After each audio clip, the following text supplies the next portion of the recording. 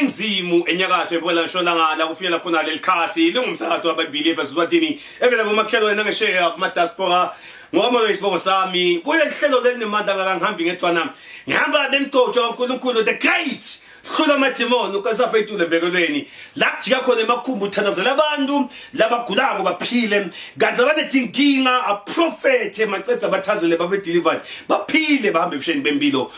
njalo ngalesithathu ngemgcibelo lapha embekelweni isikhathi 11 umnikelo ngi200 emalangeni kuya itolo kuya ngesimo sakho ukuthi sikhuluma ngani Phebethe cela sisebabukele emakhaya Moloi, thank you very much my brother. Ngiyabonga kakhulu lithuba lekhuluka ngalongiphalona egameni lenkosi ngiyaappreciate kakhulu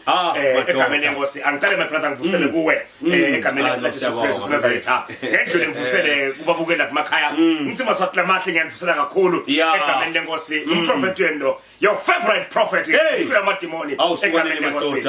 Moloi. Last week best kwastole sisike the violent ticket by force kuswa ngekhathi thatho wanu babatisi lo mbuso wawuhlwitha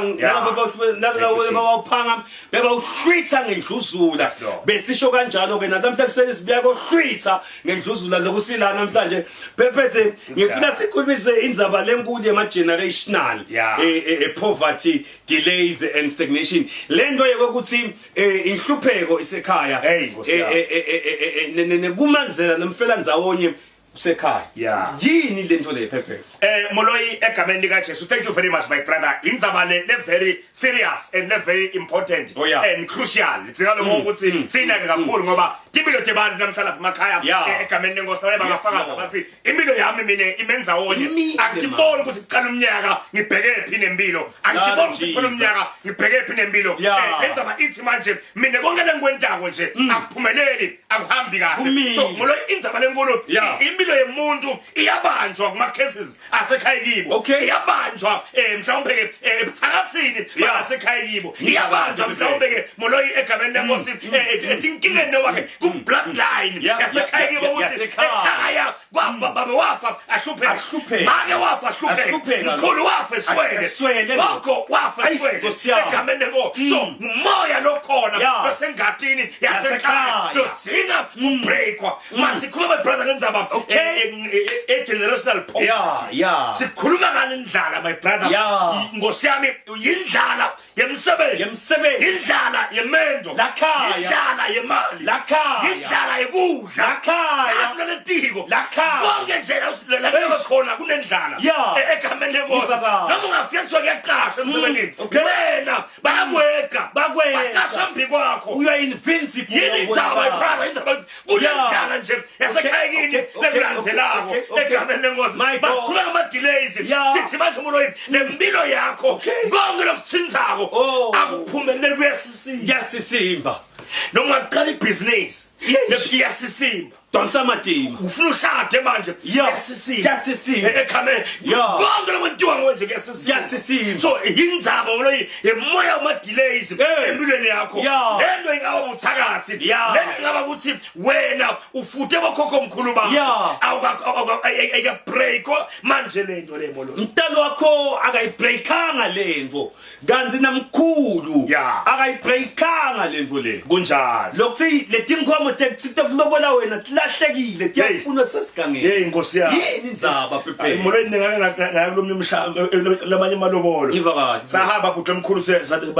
bayafika labantu lobola bathi qhuba inkomo bathi beka ngendla kwelikhaya phela iyamusa ngizajanje kuyadlayisa egameni lenkosi Moloi inkomo kwathiwa sefathi ingene ekhaya tabaleka inkomo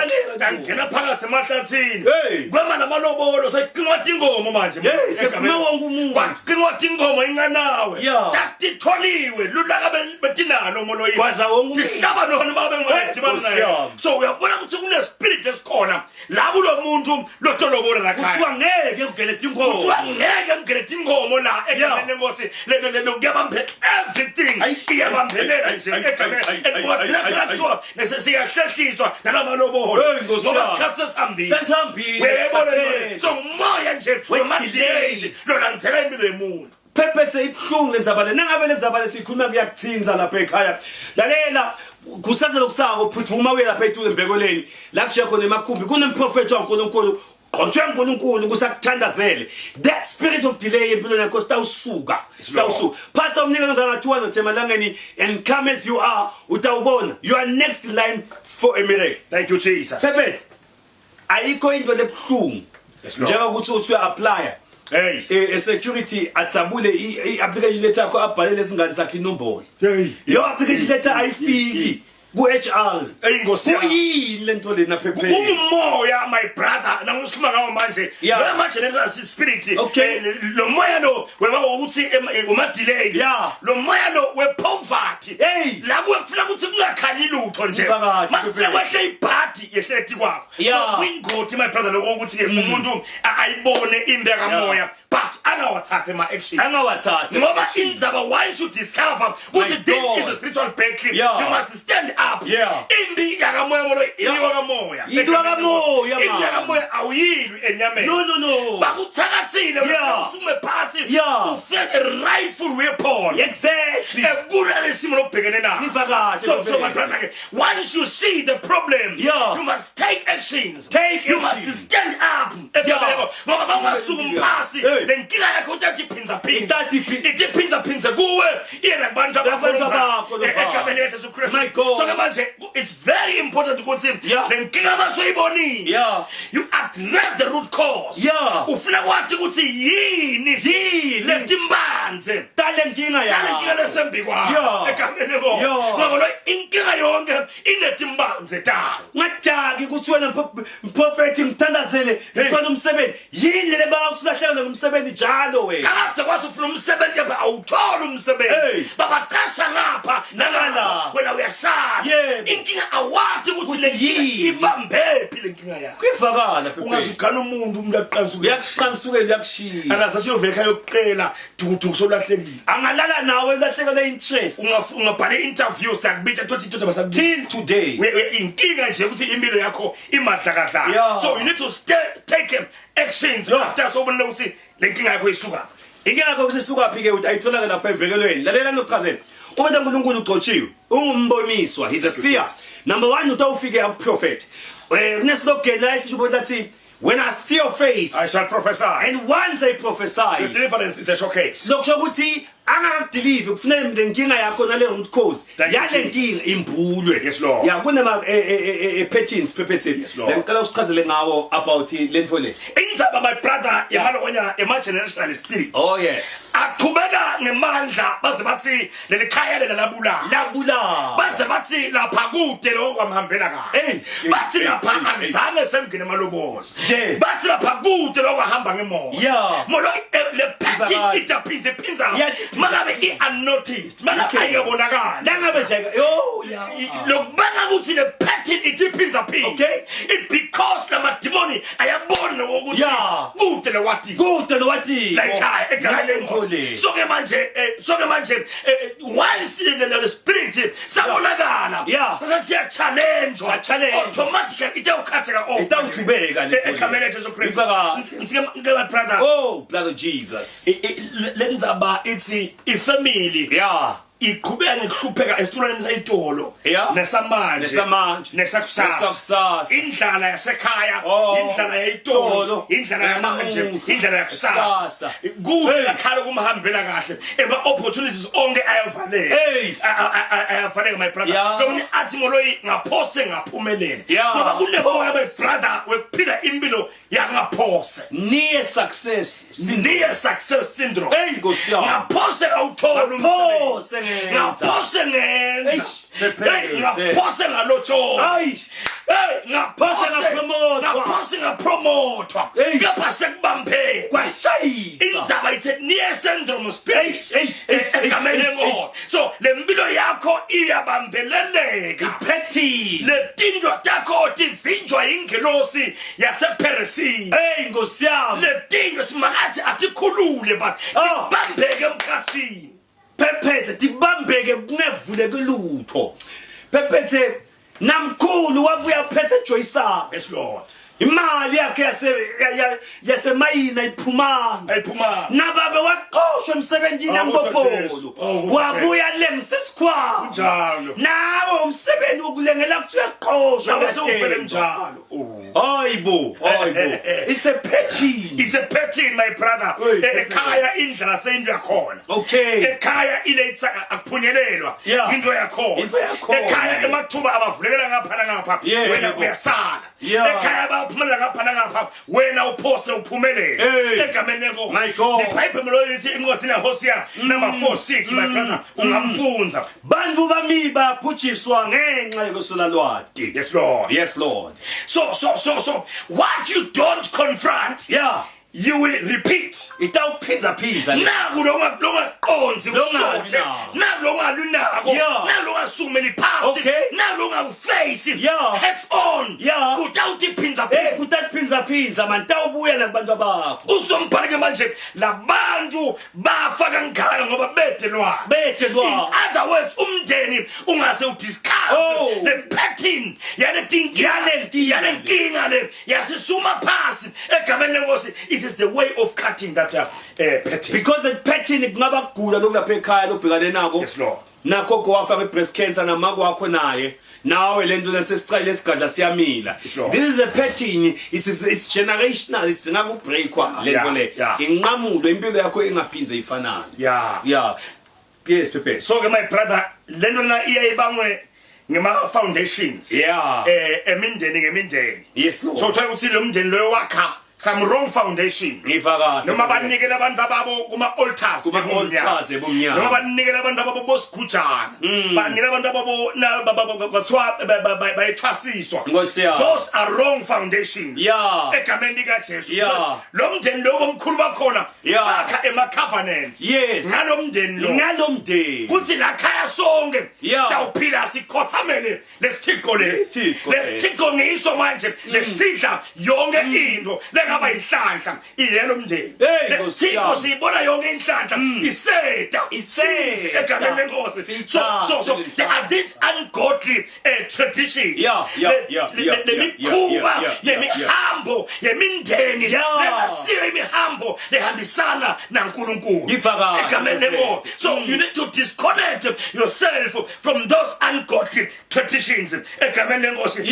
Manje umuntu vole une wrong mindset. There's a wrong mindset because angeke kuthi njalo emaganweni every year kufa umuntu. Kuqale kube kuqala kwendeke okay coincidence. Kuphinze kwendeke kwesibili kwesithathu is a pattern. It's a pattern yet iphinza manje. There's something wrong. We need to discover the pattern and stand up siyembuli bese simelana nayo. Bese siyadila sesimelana nayo ke manje le pattern. Yes my brother manje ke umkhulu kwinkinga lokho ukuthi bantu abaningi ngimoloyi the mindset yabo i-captured. Manje iqhilathekile iboshiwe ikabanga nje just around asibayini la ngivalelwe khona. So ke kude manje lokho ukuthi umuntu afune lokudiscover ukuthi le pattern ibangwa yini then after sume phasi against the pattern egameni likaJesu. Ngiphela brother ngeke ukuthi angathi umuntu nyalo nje angafika ngitshele ukuthi le migilingwane le ndengako le angitshele ukuthi igodly angitshele ukuthi asithanze abantu bani singekele ini lo muntu imindset wrong captured the mindset yakhe ne spirit sakhe captured wadla lo muntu manje uthi ngakuthanazela adelive kuzata ukwathi ukuthi aphile impilo legcotho nayi ke lenzaba Pepe ukuthi letinto lesitendako lama rituals lemihambo nayo yonke vele siyendako lena ibese ibanga la imvele kuthiwa ngema strongholds lento yenta ukuthi ibe nemagunya lento lambulweni yami kanga kusoma ngabe sosiyamthandazela lo muntu lento ikhipha certificate netfakazelo it's wami lo ngokugula kwagogwakhe kwecancer namakwakhe naye into vele etawuqhubeka yendeke for generation to generation. Yes Lord. LiBhayibheli ke phutho omkhulu encwadini yaMateyu number 18 verse number 18. Oh yes Lord. Ikhuluma indzaba lenkulu kakhulu la. Uthifunda Mateyu 18 verse number 18. Yes. Egameni lenkosi. Matthew 18. Angilifunza bebelifunza phutho omkhulu. LiBhayibheli ke lithi lapha ku Mateyu 18:18. Yeah. Ngiqinisile ngisikini. Konke leni ukubopha lapha emhlabeni kuyabe sekuboshiwe ezulwini nako konke lenya ukukhulula lapha emhlabeni kuyabe sekukhululiwe nasemazulwini lenza ke my brother ithi yes udinga ukuthi udiscover le pattern lokuthi ibangwa yini then after you stand up you take actions against the pattern so how to take actions like against it the pattern you break the spiritual stronghold usuma phasi ufuna umuntu losemagunyeni longakhona kuphula laba pattern umuntu lokauthority ngoba lo ngeke siphimandla ngafana nako bhuto umuntu authority ukuthi uNkulunkulu ambeke ukuthi utaba nemandla ekubreaka lawo mapattern egameni lika Jesu ngoba ngoloyi ikhona lethiwa nje it's an inherited delay lento ibambeleleka lokusuka emuva komkhulu you need to get a person who is in authority break those spirits break lento ekokuthi wena tonga dilo takho tisimi Pepes, ibhlungu lento yekusebentele emuva and lo lapha ekhaya nje uthenga icingo ifahla ka screen uthenga imoto iyashayisa ebaleni ungathi ukuthi ishayiswe yini imoto nayo ukuthi uhleli bayangqongqotha nanga umfana wakho blessings so shaya ifastelo ngastand ufuna imali mawuhola kumbani uyagula kufanele wena umisa lento engathi wena ngathi isilendo sebentele emuva umholo wakho ubuye emuva imali ayihlala ndawe ekhona delay ungaze kufike nje imali sekuvule kumkhosi longaqini lapha ekhala likhona hlobo tabe ekhaya ngithi renew your mindset asina ke ngabusha ingqondo te yakhani kabusha because ingqondo moloyi lengakakhiwa kabusha lo muntu uyemukela lokho mina vele ngiyahlupheka mina vele ngeswela mina vele angisebenzi ngingibani ukuthi mina ngathola umsebenzi wavele ekhaya kude lokwasebenza kahle ngingibani ukuthi ngalotsholwa mina ekhaya kude lokwalotsholwa nathathe lebe babzamile wabuya so you must renew your mindset after Romans 12:2 athi be transformed be transformed by the renewing of your mind uthi manje kukulanda ingqondo te mtete tibetisha egameni lenkosi nikaba njengabantu with a sound mind egameni lenkosi labanye ngolweni sebayesaba nekuphumelela blood of Jesus usaba kuphumelela ngoba usaba kuloyo nayo phela lenkinga phephethe usina siyaphumelela bese bayangiloya uyabona ngathi ngihamba ngithola umsebenzi kanake bangiqosha before but if bangiqosha namanje futhi uyabona ingqondo lomuntu la i-captured ayicabanga kahle molo so ngiyabona lapha emakhaya babukela emakhaya be renewed ningalingisi lelive ngoba iguculwe ngekwendiwa kabusha kwengqondo yenu khona nje ukwathi ukuhlolisisa lokho lokuyinzandvo yaNkulunkulu kuqulwana ithi ingqondo te kuqulani bazalwane ithi ingqondo te kuze ndokwathi sinisita lalela okhona prophetic kusasa lokusafa ngolesithathu embekelweni nangemgcibelo sikhathi ngo11 sheshe ufike utosheshe ukhona ukusheshe ukhululeke ngoba lilayeni liyakubalitse phatha umnikelo ongangathiwa thema langeni come before the prophet of the living God ubeka umnikelo wakho and expect him to prophesy over your life angatembula letinto leti le pattern le tawuncamuka asangikhumele ngibukwe lapha ekhaya bolo sakhuluma phuphe emkhulu ngithi la ukhona kulomndeni wakini ohluphekako you are called to be a cycle breaker kulomndeni wakini longenzi there is a reason ube imember lomndeni wakini you are called to be a cycle breaker kulomndeni wakini nangilongenzi nje nangilohluphekako manje nangilocabana wodwa manje nabomkhulu bafa balobodwa bafa bangevana bafa bangabukani nanganivana namuhla but God in heaven wethembe wena ukuthi ube cycle breaker kulomndeni wakini kanjani ke manje by taking bold actions against that cycle against that moloyi ngikhona kusakaphuta omkhulu ngikhona embekelweni for you and one breaking cycles ngitenge amandla kakhulu futhi omkhulu I'll be breaking cycles different kinds of cycles cycles of poverty delays stagnations sicknesses bondages and whatsoever pattern that be khona empilweni yakho tomorrow labe ngikhona egameni lenkosi ngalevel senkhona Yeah. egameni lenkosi Ngaphuthela. ngiyaprofeta ngiyathandaza kakhulu abantu egameni lenkosi shaya manje ke inombolo ungasaphuthisi shaya manje silinze wena usolethi utokwathi usubhukhi appointment yakho impilo yakho ngeyiphize ifanana yasukunyelwa impilo umzalo wakho isukumelele impilo yakho kuze utothola liqiniso lelingilo ngempilo yakho Lord. yeah kozi umthakathi wamkhulu namanje solumelana lelikhaya ngathafa nomthakathi gathafa lomthakathi kodwa umthakathi bakhe wakade inhlanga bayigada umntwana wakhe lento solimelana lelikhaya yendeka so yeah awusade ukuthi wena sekufune ulwe njani into le ukhona umprofeti waNkulunkulu lokusakho yeah so asingaze sikhathalele ke bazibona ukuthi indawo utheleka ngemandla nitheleke ngengani kule yandzawo yemandla ufika ubekeke umnikelo nganifundisa nje simple mawufika kumprofeti waNkulunkulu ufika ubeka lo mnikelo wakho la duke litafula angabe uzoyakhumbuta wena nawufika nje uhlala la ubeka lo mnikelo wathi wanathi lambi kwalo mprofeti bese uyahlala tawubona abuso bakho tawukhuluma takutshela indzaba takho makuthetha lapho utawukhululeka ngoba utakuthandazela asibafanelise my brother asibafanelise hayi mina wami lesibongo sami lapha kwehlelo elikhulu ngithothile ekhaya nawe ngiyethemba usitakele nabo ubukela wathi ufika la bivele le programming yakho uNkulunkulu afuna ukukhuluma nawe ufuna wena sibone kusasa emvekelweni fanelisa phephethe sibesehlenga kubo bangathi inkosi emusa ikuphatha nemusa sihloko sami khona thank you for watching up to this far I know lokho ukuthi le program le itayishintsha impilo yakho for the better wathi uNkulunkulu msanga kuphatha bye bye amen